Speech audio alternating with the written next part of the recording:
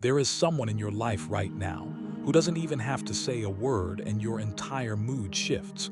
You plan around them. You shrink yourself for them. You lie awake at night replaying conversations with them, and they're probably sleeping just fine. That's not love. That's not loyalty.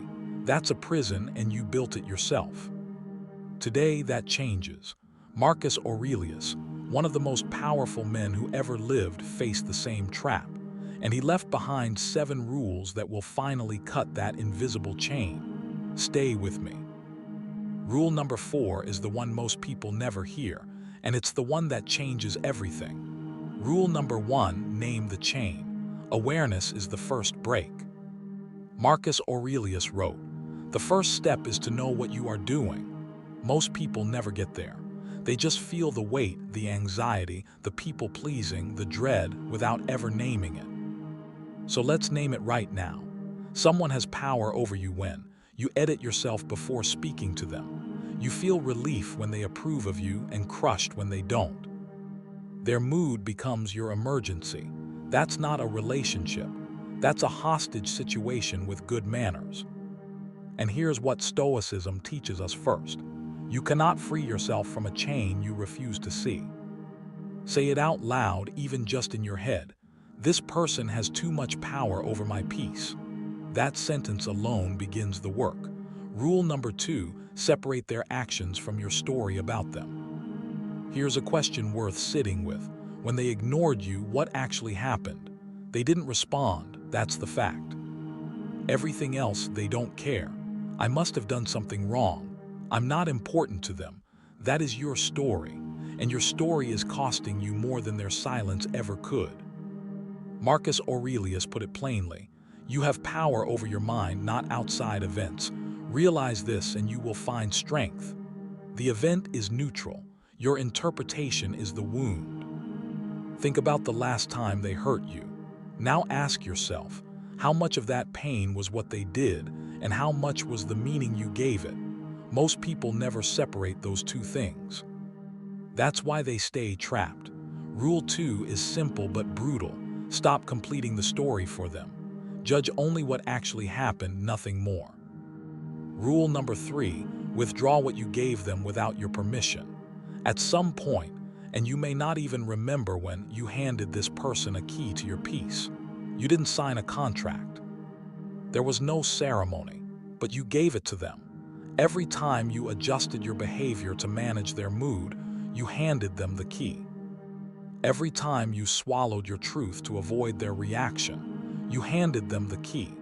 Every time you needed their validation before you could feel okay, you handed them the key. Marcus Aurelius warned, "He who follows reason in all things will have both leisure and a spirit of action." In other words, when you give your peace to others to manage, you lose the ability to act from strength. The question is not, how do I get them to give it back? They don't have it. You do. You always did. Rule 3 is this: you don't negotiate with them. You simply stop feeding the arrangement. No dramatic speech. No confrontation. You just quietly, deliberately stop. Rule number 4, the rule most people never hear. Stop needing them to understand you. You've been waiting for this one. Here it is, and I want you to really hear it. You do not need them to understand you. Read that again. You don't need them to see your side. You don't need them to admit they were wrong. You don't need them to acknowledge your pain. Because the moment you need their understanding to move on, you've given them the power to keep you stuck forever. And some people, whether through pride, fear, or their own damage, will never give you that understanding. Not because you don't deserve it, but because they can't. Marcus Aurelius faced betrayal inside his own court, men he trusted with his empire, and his response, recorded in Meditations, was not to demand their recognition. He wrote, "Accept the things to which fate binds you, not with bitterness, not with defeat, with the quiet power of a man who had decided his peace was not dependent on anyone else's admission." That decision to stop needing their understanding is one of the most liberating things you will ever do. You don't forgive them for them. You free yourself for you. Rule number 5, use negative visualization as armor, not anxiety. Here's what most people do when they're afraid of losing someone. They push the thought away. Don't think about it. It won't happen. The Stoics did the opposite.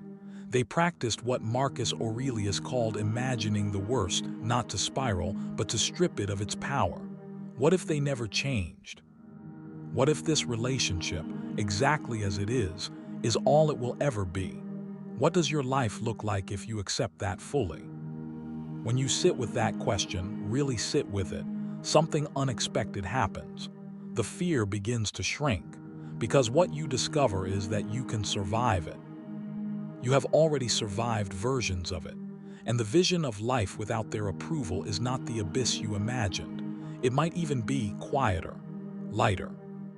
Marcus Aurelius wrote, "Confine yourself to the present, not to the worst-case fantasy, not to the best-case hope, to what is real right now." Negative visualization is not about expecting pain. It's about discovering that your life has more ground beneath it than you thought. Rule number 6, control the only thing that was ever yours. Let me ask you something direct. In the last week, how much energy have you spent on things you cannot control? Their mood, their choices, whether they'll come around, what they think of you, how they tell their version of events to other people. All of that, every single bit, is outside your control. And every hour you spend on it is an hour stolen from the only territory that was ever yours, your own mind. Marcus Aurelius wrote it with the precision of a man who ruled an empire and still had to wrestle with this daily. You have power over your mind, not outside events, not over people, not over outcomes. Your mind.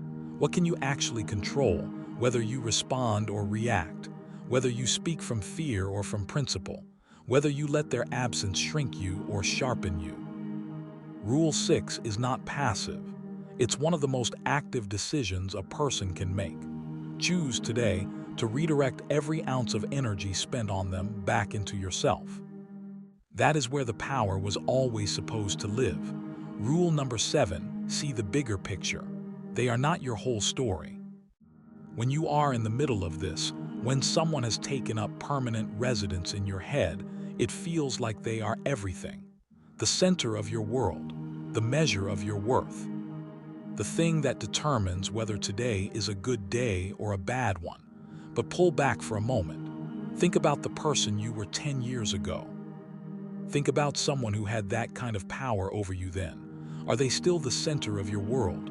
Almost certainly not. And yet, at the time, you were sure this was permanent. That you would never stop feeling it. That they defined something essential about who you were. You survived that. You grew past it. And they became, with time, just a chapter. Marcus Aurelius looked at Rome, at power, at legacy, and wrote, "The universe is change. Life is opinion."